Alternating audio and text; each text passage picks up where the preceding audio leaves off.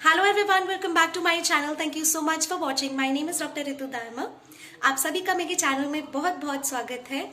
आज हम इस वीडियो में बात करेंगे अक्यूट केसेस की। केस टेकिंग किस तरह से की जाती है, उसका एक परफॉर्मा क्या होता है। इस टॉपिक की डिमांड एक सब्सक्राइबर ने कमेंट बॉक्स में की थी। उन्होंने क्रॉनिक केसेस की भी केस टेकिंग का परफॉर्मा पूछा, लेकिन आज इस वीडियो में मैं सिर्फ पहले अक्यूट केस टेकिंग परफॉर्मा आपसे शेयर करने वाली हूँ। क्रॉनिक केस टेकिंग हम नेक्स्ट टाइम बात करेंगे। अगर आपको ये वीडियो बहुत अच्छी लगती है, अगर आपको ये वीडियो पसंद आती है, तो please don't forget to give a big fat thumbs up, subscribe to my channel and don't forget to press the bell icon for further notifications. इससे आपको सभी वीडियोस के आने वाले वीडियोस के नोटिफिकेशंस भी मिल जाएंगे। और सबसे ज्यादा इंपॉर्टेंट, अगर आपको वीडियो यूजफुल लगती है तो प्लीज इसे शेयर कीजिएगा अपने नोन्स के साथ, अपने फ्रेंड्स के साथ जरूर शेयर कीजिएगा। This is going to be a very useful video for you all. I hope आपको ये वीडियो अच्छी लगे। So without further ado let's begin. आज हम क्योंकि बात कर रहे हैं अक्यूट केसेस के केस टेकिंग परफॉर्मा के बारे में, तो let me be very clear about this कि हम जब भी हम होम्योपैथी के लिए किसी केस के साथ डील करते हैं तो हमें कभी भी कोई भी सेट पैटर्न नहीं रखना चाहिए।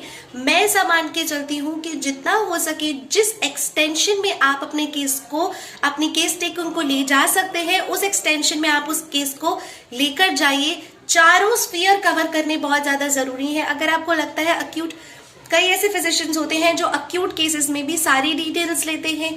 कई ऐसे फिजिशियंस होते हैं जो अक्यूट केसेस में सिर्फ प्रेजेंटिंग कंप्लेंट पूछते हैं और उसके बेसिस पर वो प्रिस्क्राइब कर देते हैं दवा। तो सबका जेन्युइनली अपना अपना एक तरीका है प्रिस्क्रिप्शन का। आज इस वीडियो में मैं शेयर करूंगी कि मैं किस तरीके से प्रिस्क्राइब करती हूँ और क्या क्या चीजें आपके लिए बहुत यूजफुल होने वाली हैं जब भी आप एक अक्यूट केस के साथ डील कर रहे हैं। सबसे पहली चीज कि अक्यूट केस का कोई एक सेट परफॉर्मा नहीं है। केस टेकिंग के लिए क्रॉनिक केसेस का भी कोई सेट परफॉर्मा नहीं होना चाहिए।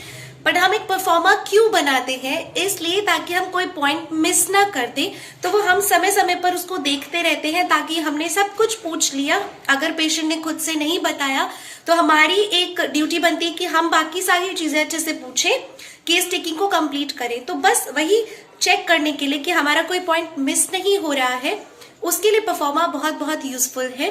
Otherwise if you are good in case taking, तो आप अपने आप ही, आपको वो चीजें याद हो जाती है, आपको किसी परफॉर्मा की जरूरत ही नहीं पड़ती। आप हर स्फीयर में जाकर, मेंटल, फिजिकल, पास्ट, प्रेजेंट, हर चीज जाकर अपने आप ही वो केस टेकिंग लेना शुरू कर देते हैं। ये भी एक स्किल आपके अंदर आ जाती है as the time goes on. तो अक्यूट केसेस में क्या होता है, जो कम दिनों से, कुछ दिनों से या कुछ हफ्तों से ही जो प्रॉब्लम होने लगी है, वो अक्यूट एलिमेंट्स में आती है। अक्यूट प्रॉब्लम में या किसी भी केस में सबसे पहले आपको पर्सनल डिटेल्स देनी बहुत ज्यादा जरूरी है। पर्सनल डिटेल्स में आता है पेशेंट का नाम, उनकी एज, उनका जेंडर, उनका एड्रेस, ये चीज पूछना बहुत ज्यादा जरूरी है। उनका कॉन्टैक्ट नंबर, ये चीजें आप पर्सनल डिटेल्स में लिखेंगे। इसके बाद हम शुरुआत करते हैं प्रेजेंटिंग कंप्लेंट्स के साथ। प्रेजेंटिंग कंप्लेंट्स मतलब अभी उन्हें क्या परेशानी हो रही है। वैसे आइडियली डॉक्टर हानेमैन हमेशा कहते हैं कि आपको कुछ भी नहीं पूछना है, पहले सिर्फ और सिर्फ पेशेंट को सुने। ये चीज एक अफोरिज्म में भी लिखी है। वो कौन सा अफोरिज्म है, हम आने वाले समय में जो aphorism of organ of medicine की जो सीरीज हम आगे चल रही है उसमें जरूर बताऊंगी कि डॉक्टर सैमुअल हानेमैन ने अपनी लैंग्वेज में किस तरीके से इसको लिखा है। तो it's very important. Doctor Samuel Hahnemann हमेशा से कहते हैं कि if you are a good homeopath you should be a good listener. आपको बहुत अच्छे से सुनने की आदत होनी चाहिए, बीच बीच में इंटरप्ट करना बिल्कुल नहीं चाहिए। तो सबसे पहले पेशेंट को आप सुनिए और एक एक लाइन का गैप करके आप थोड़ा थोड़ा स्पेस देकर आप चीजों को लिखते जाइए। दैट इज वेरी इंपॉर्टेंट कि पेशेंट आपको पहले, जरूरी नहीं है प्रेजेंटिंग कंप्लेंट से ही शुरू करेगा।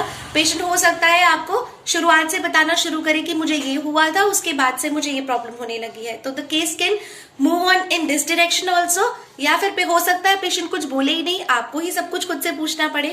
तो जहां हम परफॉर्मा की बात कर रहे हैं, वहां पर सबसे पहले आप प्रेजेंटिंग कंप्लेंट लिखेंगे कि पेशेंट को क्या प्रॉब्लम है और वो कब से प्रॉब्लम है, since how many days, how long. वो लिखने के बाद, उसके बाद आप आते हैं हिस्ट्री ऑफ प्रेजेंटिंग कंप्लेंट पर। हिस्ट्री ऑफ प्रेजेंटिंग कंप्लेंट में आता है कि जो प्रेजेंटिंग कंप्लेंट आपने लिखी है, बीड माउथ अल्सर, मान लीजिए किसी के मुंह में छाले हुए हैं, कितने दिन से है और शुरुआत कैसे हुई थी। तो मैं आपको ये एग्जांपल देकर चल रही हूँ। मुंह में छाले हैं, आप थे माउथ अल्सर, तो हिस्ट्री ऑफ प्रेजेंटिंग कंप्लेंट में आप लिखेंगे कि कब से वो कैसे शुरू हुआ, ठीक है, वो पेशेंट का प्रॉब्लम कैसे स्टार्ट हुआ, अभी किस स्टेज पर है। उसके साथ आप यहाँ पर एड ऑन करेंगे मोडालिटीज, सेंसेशन, कंकॉमिटेंट्स बहुत ज्यादा इंपॉर्टेंट है। सेंसेशन, मोडालिटी एक तो अगर पेन है, सेंसेशन है तो कैसी सेंसेशन है, बहुत ही इंपॉर्टेंट है सेंसेशन लिखना। अगर आपको मिल जाती है तो आपकी केस टेकिंग में बहुत ज्यादा हेल्प करती है। दूसरी इंपॉर्टेंट चीज मोडालिटी, जो कि बहुत इंपॉर्टेंट फैक्टर है। सेंसेशन आपको हमेशा नहीं मिलती है पेशेंट में, आपको मोडालिटीज फिर भी मिल जाती है कि गर्म पीने से आराम मिल रहा है या ठंडा पीने से आराम मिल रहा है, या आपको रात के समय आराम मिल रहा है या दिन में वर्स हो रहा है। ये सभी चीजें मोडालिटीज में आएंगी कि वर्स किस चीज से हो रहा है और बेटर किन चीजों से हो रहा है। उसके बाद आप बात कर सकते हैं कंकॉमिटेंट की माउथ अल्सर के साथ ये जो है प्रॉब्लम, कोई और प्रॉब्लम भी साथ में आती है। मान लीजिए किसी को माउथ अल्सर जितनी बार भी होते हैं उतनी बार उनको यूरिन में बर्निंग होने लगती है, या माउथ अल्सर जितनी बार होते हैं उनको एसिडिटी बहुत ज्यादा बनने लगती है, या माउथ अल्सर जितनी बार होते हैं उनको लेफ्ट नी में पेन होने लग जाता है। ऐसा भी हो सकता है। तो कंकॉमिटेंट्स बहुत रेयर मिलते हैं, लेकिन अगर मिल रहा है तो बहुत ही इंपॉर्टेंट है। वो प्लस प्लस प्लस जो होता है ना, एकदम इंपॉर्टेंट ग्रेड 1 वाला जो सिम्टम है वो आ जाता है यहाँ पर। उसके बाद हम बात करते हैं अगर कोई ऐसा दर्द है जिसका कोई एक्सटेंशन है जो यहाँ से वहां मूव कर रहा है। यहाँ तो सिर्फ माउथ अल्सर की बात है, ऐसा कोई दर्द जो कुछ ही दिनों से हो रहा है, मान लीजिए राइट नी के अंदर पेन हो रहा है 2-3 दिन से, तो राइट नी जॉइंट में पेन हो रहा है 2-3 दिन से, तो वो कहीं और एक्सटेंशन हो रहा है, उसका वो दर्द नीचे जा रहा है या वो दर्द ऊपर जा रहा है, इस तरह का कोई एक्सटेंशन है तो वो भी यहाँ पर लिखेंगे। उसके बाद आप अक्यूट केसेस में, क्योंकि हम बहुत ज्यादा डिटेल्स नहीं लेते लेकिन बेसिक डिटेल्स लेना बहुत ज्यादा जरूरी है। आई पर्सनली फील कि कभी भी आप अक्यूट केसेस में भी सिर्फ प्रेजेंटिंग कंप्लेंट देखकर कभी भी पेशेंट को प्रिस्क्राइब ना कीजिए। मैं जनरली ऐसा नहीं करती। इवन अगर मेरे पास कोई भी पेशेंट आता है या फिर कई लोग थ्रू दिस प्लेटफॉर्म मुझसे पूछते हैं मैम इसके लिए दवा बता दीजिए या ये प्रॉब्लम के लिए दवा बता दीजिए, तो for your knowledge it's very very important कि हमें हर एक चीज पूछनी जरूरी है। अक्यूट में चाहे कम डिटेल्स लें, लेकिन डिटेल्स लेना जरूरी है ताकि हम 4-5 जो भी दवाइयां हैं उनके बीच में से सिलेक्शन कर सकें आसानी से, और ज्यादा ऑप्ट और ज्यादा एप्ट और ज्यादा सिमिलर सिलेक्शन कर सकें। तो इट्स वेरी इंपॉर्टेंट कि आप थोड़ी डिटेल्स लें पर डिटेल्स लें। उसके बाद हम बात करते हैं, अगर जैसे हमने बात की माउथ अल्सर के बारे में, तो हम पेशेंट से जनरली भी मैं क्या क्या पूछती हूँ, मैं उनसे फिजिकल जनरल भी साथ ही में पूछ लेती हूँ। पास्ट हिस्ट्री मैं बहुत ज्यादा नहीं लेती किसी की एक्यूट केसेस में, बट हाँ अगर जैसे नी पेन है 2-3 दिन से है तो हिस्ट्री ऑफ ट्रॉमा जरूर पूछ लेती हूँ कि कोई चोट आई थी या कुछ, तो हिस्ट्री ऑफ ट्रॉमा या हिस्ट्री ऑफ ऑपरेशन लेना जरूरी है।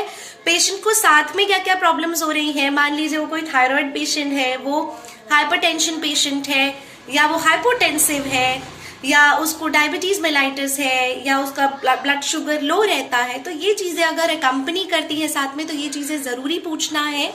और उसके साथ मैं जनरली फिजिकल जनरल्स थोड़े से जरूर पूछ लेती हूँ। मेंटल जनरल्स की डिटेल में बहुत ज्यादा नहीं लेती अनटिल अनलेस मेरे पास 2-3 दवाइयां हैं जिनमें मुझे कंफ्यूजन हो रहा है क्या प्रिस्क्राइब करना है, और उनकी टोटालिटी, मान लीजिए मेरे मन में कंफ्यूजन चल रहा है नाट्रोम्यूर, पल्सटिला, सीपिया, तो क्योंकि मुझे इन तीनों का ड्रग पिक्चर अच्छे से पता है तो मैं पेशेंट से इन तीनों से रिलेटेड भी गाइडिंग्स जैसे सिम्टम्स पूछ सकती हूँ, इंटेरोगेशन कर सकती हूँ कि आपको नमक कैसा लगता है खाने में, या फिर अगर आपको लग रहा है आपको प्रिसाइज क्वेश्चन करने पड़ेंगे पेशेंट से ताकि आप इन तीनों दवा में से कोई एक सिलेक्ट कर सके, तो आप जरूर पूछिए। जैसे अगर आप पेशेंट से पूछना चाहते हैं कि उनकी प्यास कैसी है, तो आप अगर वो पेशेंट बोलता है बिल्कुल कंप्लीट थर्स्टलेस, हमें प्यास ही नहीं लगती है, पता ही नहीं चलता प्यास का, तो आपके दिमाग में पल्सटिला का जो पॉइंट है वो थोड़ा और इम्पोर्टेंस रखेगा, वो थोड़ा और नाट्रोम्यूर और सीपिया से ऊपर चली जाएगी, तो पल्सटिला ज्यादा सिमिलर हो गई। तो इसलिए कुछ कुछ फिजिकल जनरल्स लेने से हमें आसानी होती है इवन एक्यूट केसेस में। ऐसी कोई जल्दी नहीं होनी चाहिए कि अक्यूट केस है तो बस पेशेंट को देखा और उसके प्रेजेंटिंग कंप्लेंट पे कुछ भी 4-5 दवाइयां बना के दे दी। Homeopathy is not this, homeopathy ये नहीं है। जो होम्योपैथी है हमें उसे वैसे ही फॉलो करना चाहिए। सो एपेटाइट एंड थर्स्ट, जरूरी है पूछना। इसमें क्या पूछेंगे, एपेटाइट में खाना, भूख कैसी लगी है और अब इस दौरान आपकी भूख कैसी हो गई है, पहले कैसी लग रही थी। This comparison should be there. दूसरी इंपॉर्टेंट चीज, खाना कैसा पसंद करते हैं, गरम गरम पसंद करते हैं, थोड़ा ठंडा करके खाना पसंद करते हैं। इससे भी आपको बहुत सारी मेडिसिन के इंडिकेशन मिलते हैं। फिर प्यास, प्यास बहुत ज्यादा लग रही है या प्यास कम लग रही है। थोड़ी थोड़ी देर में थोड़ा थोड़ा पानी पीना पसंद करते हैं या बहुत देर बाद पीते हैं, लेकिन फिर एक साथ बहुत सारी क्वांटिटी में पीते हैं। तो आपको एपिस, ब्रायोनिया, आर्सेनिक, ऐसे कुछ ड्रग्स में सिलेक्शन करने में, और ये सभी दवाइयां अक्यूट केसेस में बहुत अच्छा काम करती हैं। तो सिर्फ थर्स्ट के बेसिस पर आप कितनी जल्दी से आसानी से रूल आउट कर लेंगे एक दवा को। नेक्स्ट इंपॉर्टेंट चीज जो मैं हमेशा पूछती हूँ वो है थर्मल रिएक्शन, कि पेशेंट को सर्दी या गर्मी में से क्या बर्दाश्त नहीं होता, या उसको सर्दी ज्यादा लगती है, गर्मी ज्यादा लगती है। ये चीज मैं हमेशा पेशेंट से इसलिए पूछती हूँ क्योंकि बहुत बार ऐसा होता है कि you get a set of drugs, आपके पास एक सेट ऑफ ड्रग्स आते हैं जैसे आप लिख लेते हैं ये हो सकता है, और आपको एपेटाइट और थर्स्ट में पेशेंट कुछ नहीं बताता, हाँ ठीक है, हाँ ठीक है, ऐसे करके बोल देते हैं हाँ ठीक है, हाँ ठीक है, बस फाइन, ज्यादा कुछ खास नहीं। तो उसमें कुछ डिटेल नहीं बताते, लेकिन थर्मल रिएक्शन से फिर आपको बहुत इंपॉर्टेंट गाइडिंग सिम्टम्स मिल जाते हैं। अगर पेशेंट आपको बहुत ज्यादा चिली मिल रहा है तो आपको साइलेशिया की तरफ, मान लीजिए मुंह में छाले हैं, कांटे कांटे जैसे चुभन हो रही है, गले में भी कांटे कांटे जैसे चुभन हो रही है, हल्का हल्का पस फॉर्मेशन होने लगा है, गले तक छाले पहुंच गए हैं, लेकिन पेशेंट चिली है, तो आप साइलेशिया एक डोज या साइलेशिया अगर कॉन्टिन्यूसली देना चाहते हैं तो ये आपको एक राह दिखाता है, आपको एक गाइडेंस देता है। तो हमेशा कोशिश करिए कि कुछ ना कुछ सिम्टम्स आप जरूर लें। सिर्फ ऐसे ही कि टॉन्सिल्स है तो ये दवा ले लीजिए, एंड फीवर है तो ये दवा ले लीजिए, it is not the way homeopathy should be prescribe.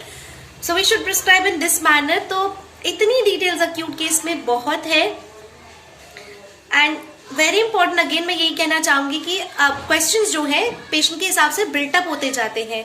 आपको जब एक किसी दवा की तरफ जाना है आपको, तो उससे रिलेटेड आप कुछ क्वेश्चंस पूछकर उस अक्यूट केस में उस पेशेंट को वो दे सकते हैं, तो बहुत आसानी हो जाती है। तो परफॉर्मा तो साथ में रखना ही है, साथ में आपके जो क्वेश्चंस है उसी समय इंटेरोगेशन के समय पे बिल्टअप होते जाते हैं। So this was all about the case taking of acute cases, and I hope आपको ये वीडियो अच्छी लगी होगी। अगर आपके लिए यूजफुल है तो प्लीज इसे शेयर जरूर कीजिएगा अपने फ्रेंड्स के साथ, एंड सब्सक्राइब कर लीजिए मेरे चैनल को। साइड बाय साइड हम बात कर रहे हैं ऑर्गेनॉन ऑफ मेडिसिन के एफॉर्गिज्म्स के बारे में, सो स्टे ट्यून्ड, उस पर भी ध्यान दीजिएगा और वो सारे एफॉर्गिज्म्स जरूर सुनिएगा। अगर आपने नहीं देखी है, do check out my playlist of Organon of medicine, उसमें आपको अभी तक के सारे एफॉर्गिज्म्स मिल जाएंगे। मैं जल्दी ही क्रॉनिक केसेस की केस टेकिंग का परफॉर्मा लेकर आने वाली हूँ, and stay tuned, take care. जब तक मैं अपनी नेक्स्ट वीडियो लेकर आती हूँ, होम्योपैथी से जुड़े रहिए, अपना ध्यान रखिए, खुश रहिए, बाय बाय।